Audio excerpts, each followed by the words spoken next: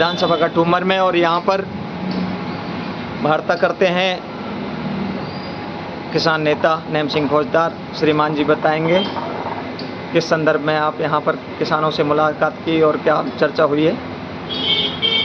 आज मैं एक व्यक्तिगत शोक संवेदना के लिए करौली गांव आया था जी। तो यहाँ पर आज कठूमर में समाज के पंच पटेलों से मिलने का भी मुझे सौभाग्य प्राप्त हुआ है। देश के जो हालात, दिशा और दशा है, किसान, नौजवान, सारी जो देश के पालनहार हैं, देश के रक्षक हैं, उनके खिलाफ एक जो मुहिम चल रही है जी। आप किसान का बेटा कोई राजनीति में है तो उसको पटक रहे उठाते जी। चाहे वो सतपाल मलिक हो, चाहे जगदीप धनखड़ हो, चाहे सतीश पूनिया हो, चाहे प्रवेश वर्मा हो। केवल किसान के बेटे को तो एक डिस्पोजल सिरिंज की तरह जहां आवश्यकता होती है काम में लो और काम में लेने के बाद फेंक दो। ये जो प्रदेश और देश की सरकारों के हाल है, भारतीय जनता पार्टी जिस तरह से एक कौम को टारगेट कर रही है जी।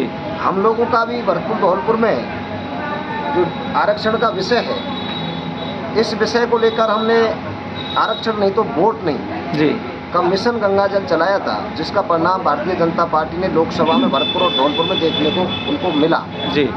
अब हमारी मुहिम है, कल ही हमारी बैठक हुई है, हमारी मुहिम ये है कि जब तक आरक्षण नहीं मिलेगा तब तक हम भारतीय जनता पार्टी के खिलाफ बगावत करते रहेंगे।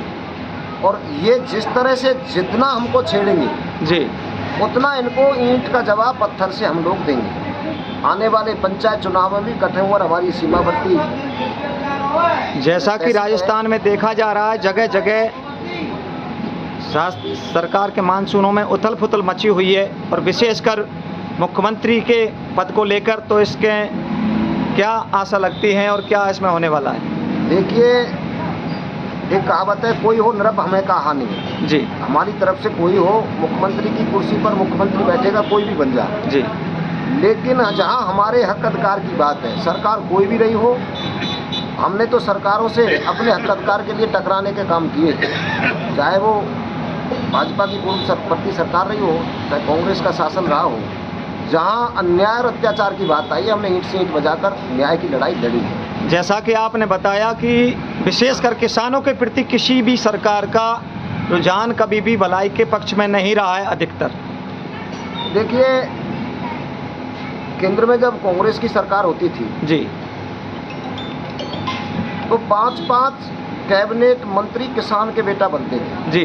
चाहे वो सीसरा मोला हो, चाहे परशुराम मदेना हो, चाहे रामनिवास मिर्णा हो, रामनिवास मिर्धा हो, चाहे नटवर सिंह जी हो, चाहे बलराम जाखड़ हो जी। आज 10 साल हो गए, 12वीं साल अब चल रही है जी। कोई भी कैबिनेट मंत्री किसान का बेटा नहीं है जी।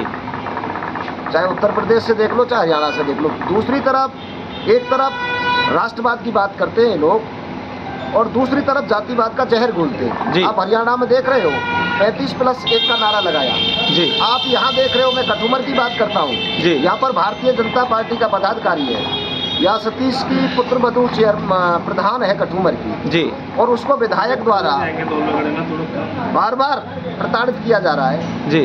तो भारतीय जनता पार्टी में रहते हुए भी एक जाति को टारगेट किया जा रहा है जी।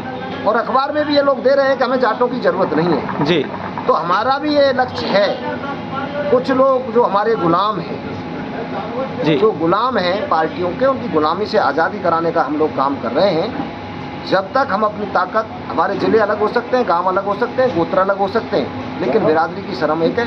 बिरादरी की शर्म पर कोई प्रहार करेगा तो निश्चित तौर पर हम ईंट का जवाब पत्थर से देंगे देंगे देंगे। जैसा कि केंद्र से भी एक भनक सामने आ रही है कि 2 महीने बाद प्रधानमंत्री मोदी के 75 वर्ष पूरे होने जा रहे हैं, और फिर भी ऐसा सुनने में आ रहा है कि वो सत्ता को त्यागना नहीं चाहते और छोड़ना नहीं चाहते। चुनाव में किए वायदे और शमशान में आए आंसू हमेशा झूठे होते हैं। जुमला तो 15 लाख का भी आया था, वो 15 लाख का जो धोखा है आज तक हम जो झेल रहे हैं। किसानों को हर खाते में 15 लाख आने थे जी, उस धोखे में ही तो मारे गए हैं जी।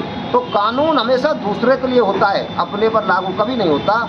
ये और लोगों को ठिकाने लगाने के लिए था, चाहे वो मुरली मनोहर जोशी हो, चाहे अटल बिहारी वाजपेयी हो, चाहे लालकृष्ण आडवाणी हो, चाहे जितने भी वरिष्ठ नेता थे जिन्होंने भारतीय जनता पार्टी को अपने खून पसीना से खड़ा किया, जी। उन लोगों को ठिकाने बनाने के लिए, लगाने के लिए ये कानून बनाया गया। ये मोदी, अमित शाह इनके ऊपर लागू नहीं होता है।